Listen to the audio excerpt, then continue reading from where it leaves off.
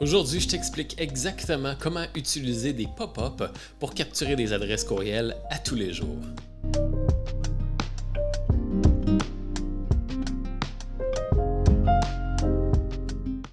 Faut qu'on se parle de pop-up. Hein?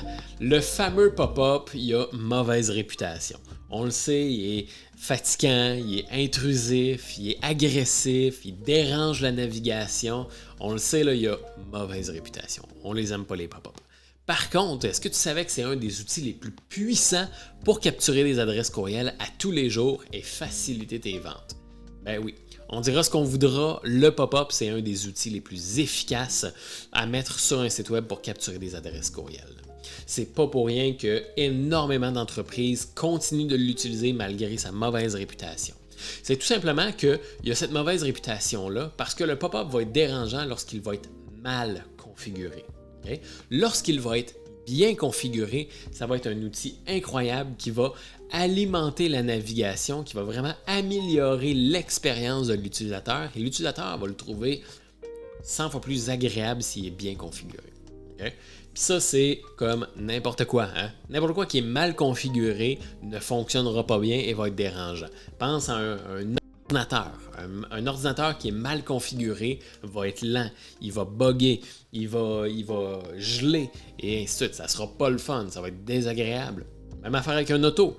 Un auto qui est mal configuré, qui est mal balancé, qui est mal entretenu, va couler, va vibrer, va faire du bruit, va briser, et ainsi de suite. C'est la même affaire avec ton pop-up. Et ton pop-up, si tu le configures bien, il va être un excellent outil. Ça va être un des outils les plus puissants pour t'aider à capturer des adresses courriels et faciliter tes ventes. Et c'est exactement de ça que je veux te parler aujourd'hui, parce que c'est super important de mettre un pop-up sur ton site web. Okay?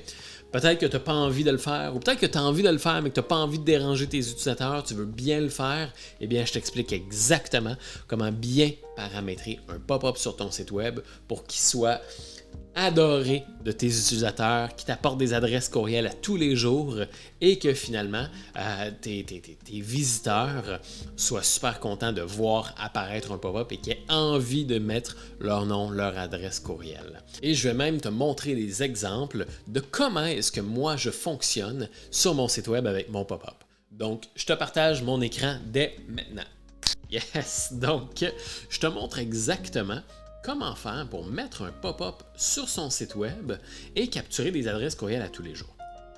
Avant de se lancer dans le concret, je veux te parler de quelque chose. Okay? Je ne te montrerai pas de manière technique comment créer un pop-up. On va parler de comportement. Okay? On va parler de l'aspect marketing, de l'aspect comment bien faire un pop-up pour qu'il y ait le plus de chances possible de capturer l'adresse courriel. On ne verra pas comment, sur quoi il faut cliquer et ainsi de suite. Ce n'est pas le but de la vidéo. Et de toute façon, ça serait différent pour chacune des plateformes. Ce que je veux te parler, c'est l'élément comportemental. Première des choses, OK? Sur ton site web, il y a des gens qui visitent ton site web à tous les jours. OK? Il y a des gens qui ont fait des recherches sur Google, il y a des gens qui ont vu ton site web sur les réseaux sociaux et qui sont venus le visiter. Et ils ne sont pas venus le visiter pour le plaisir de venir visiter ton site web. Okay? Ils sont venus le visiter parce qu'ils ont un problème à régler. Okay? Parce que tu es dans un domaine qui peut combler ce besoin-là, qui peut régler ce problème-là et ils sont venus sur ton site web. Donc, il y a de la clientèle potentielle là-dedans. Je te donne un exemple. Moi, en 2020, j'ai eu 5123 visites sur mon site web. Okay? 5123 personnes qui sont venues sur mon site web. De ces 5123-là, c'est sûr et certain qu'il y a de la clientèle. Et il y en a eu. Donc, de ces 5000 personnes-là, il y a des clients payants. Il y a des gens qu'il faut entrer en contact avec ces gens-là pour déboucher ça sur une vente. Okay? Parce que ces gens-là sont venus pour répondre à un besoin. Et c'est à ça que va servir ton pop-up. Si je n'avais pas eu de pop-up sur mon site web, ces 5000 personnes-là seraient reparties dans la brume. Peut-être qu'il y en aurait eu une infime partie qui m'aurait contacté, mais jamais autant que si j'avais capturé l'adresse courriel et j'avais déclenché une conversation avec ces gens-là. Et tu peux faire exactement la même chose. Sur ton site web, tu as peut-être 1000, 2000, 5000, 10 000, 15 000 visites, peut-être même plus, eh bien là-dedans, il y a de la clientèle potentielle. OK? Il y a des gens qui sont prêts à payer. C'est sûr et certain qu'il y a de la clientèle. Il y a des gens qui seraient prêts à payer pour avoir ton produit ou ton service.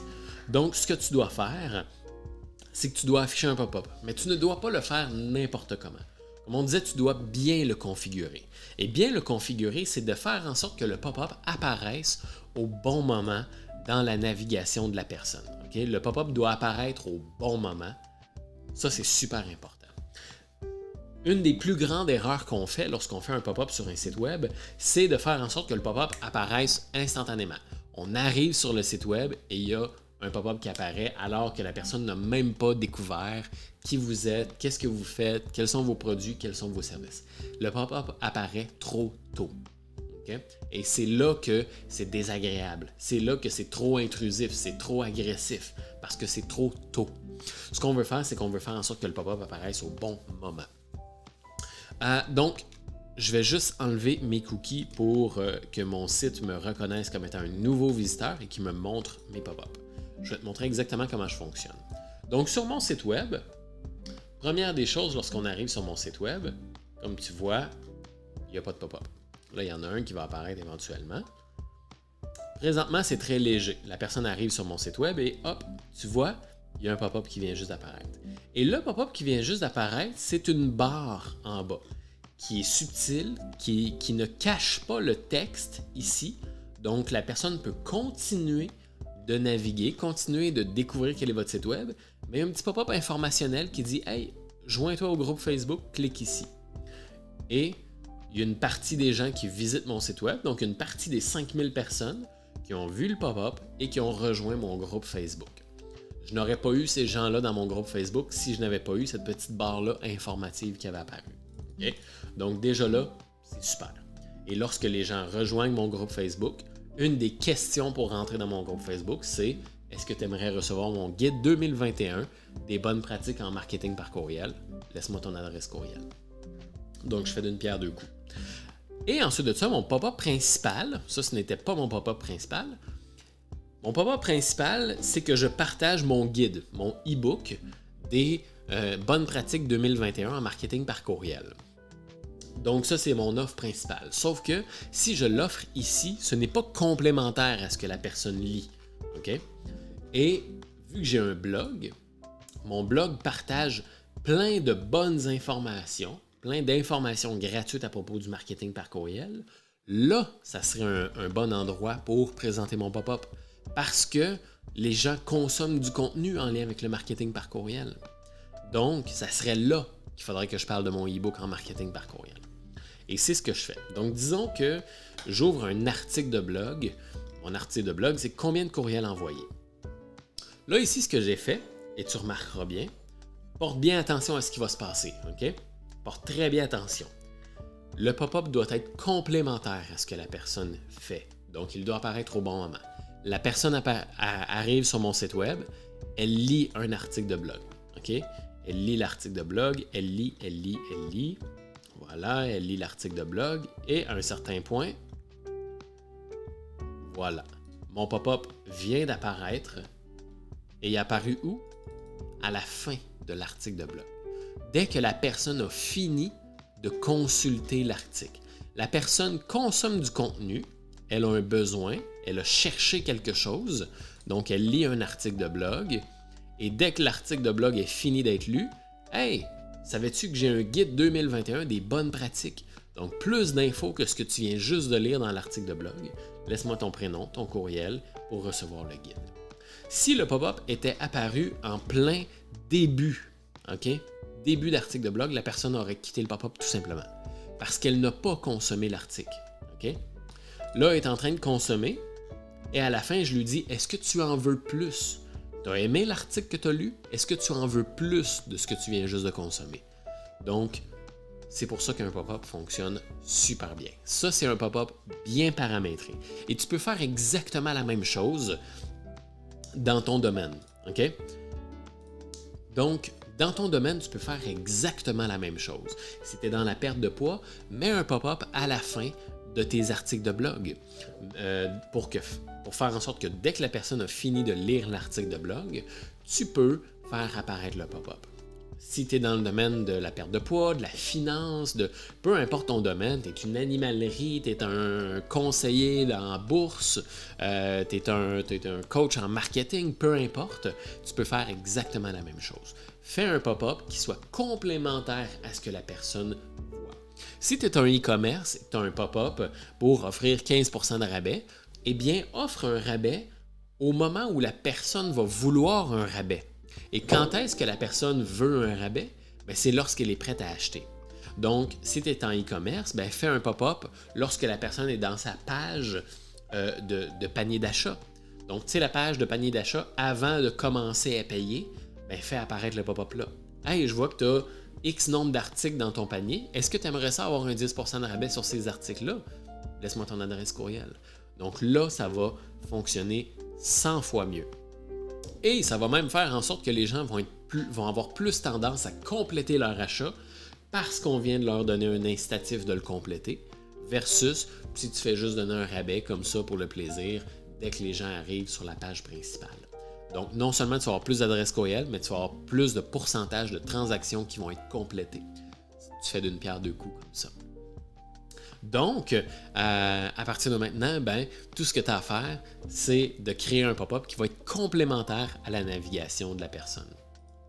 Concrètement, comment est-ce que tu peux arriver à le faire? Je vais te faire un petit tour d'horizon rapide.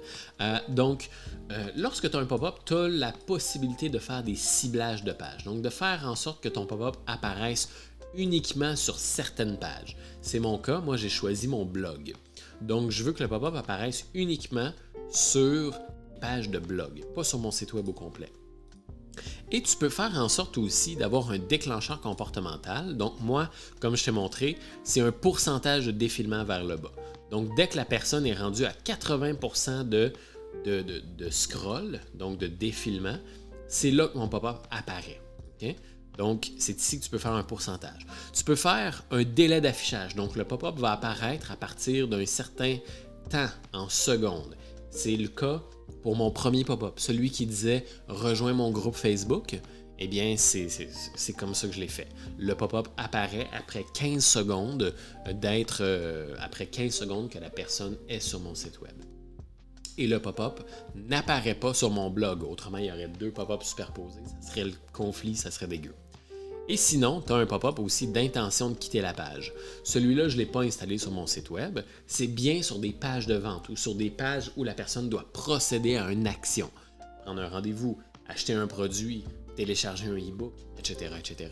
C'est que lorsque le curseur de la personne va venir pour quitter le navigateur, le pop-up va apparaître et va dire « Hey, attends avant de quitter, télécharge mon guide, obtiens le rabais, fais ci, fais ça, etc., etc. » Donc, tu peux combiner plusieurs pop-up ensemble. Donc, dans ma situation, sur mon article de blog, je pourrais mettre un premier pop-up. Si la personne ne le remplit pas et qu'elle démontre une intention de quitter, je pourrais faire apparaître un autre pop-up disant « Attends avant de partir, je te partage le guide 2021, etc., etc. » Donc, la plupart des logiciels de marketing automatisé vont te permettre de faire ça, OK? D'avoir des déclencheurs comportementaux pour vraiment faire en sorte que le pop-up apparaisse au bon moment à la bonne personne. Et tu vas pouvoir aussi avoir certains ciblages de pages pour faire en sorte que tu puisses faire apparaître ton pop-up uniquement sur certaines pages. Et la beauté de procéder ainsi, de vraiment faire en sorte qu'on a un pop-up qui soit adapté aux visiteurs, va faire en sorte que tu vas avoir d'excellents résultats.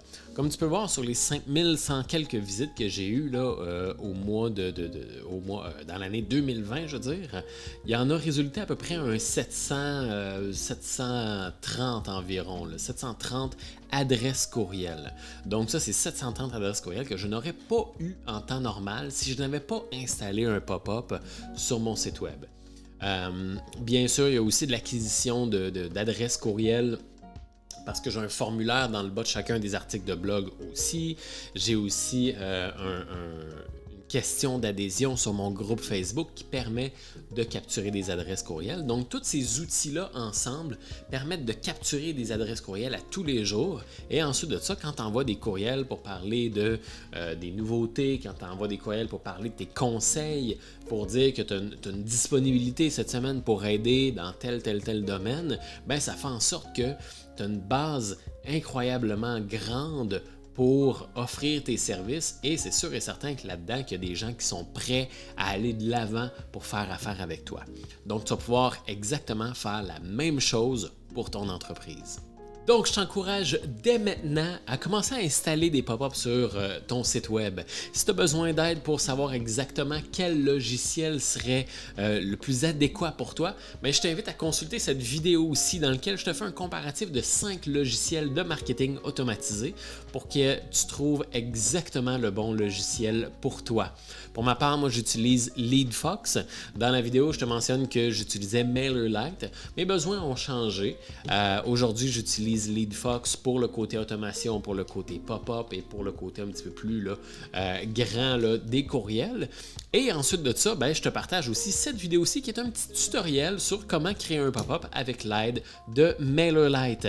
Donc, je t'invite fortement à t'abonner à la chaîne Le Marketing par courriel simplement, dans lequel je te partage des conseils, des méthodes, des trucs, des tutoriels pour capturer des adresses courriels à tous les jours, trouver des clients et vendre en utilisant les courriels. Donc, abonne-toi dès maintenant à la chaîne. Je te remercie beaucoup et je te dis à très bientôt. Bye bye.